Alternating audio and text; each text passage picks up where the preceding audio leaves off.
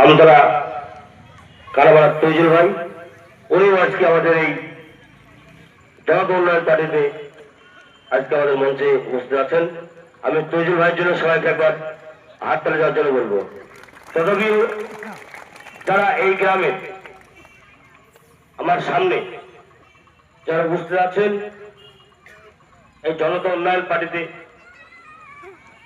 হুমায়ুন কবিরকে ভরসার রুটি রুজির যুবক যেই সমস্ত অন্য রাজ্যকে পরিযায়ী শ্রমিক হয়ে মারা যাচ্ছে, মেরে ফেলছে,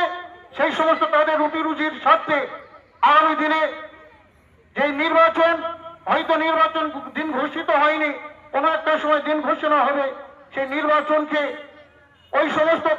দুর্নীতিগ্রস্তকারী তৃণমূল কংগ্রেসকে পরাস্ত করতে আগামী দিনে জনতা উন্নয়নের পার্টির হাতকে শক্ত করবেন, এই আশা ভরসা রেখে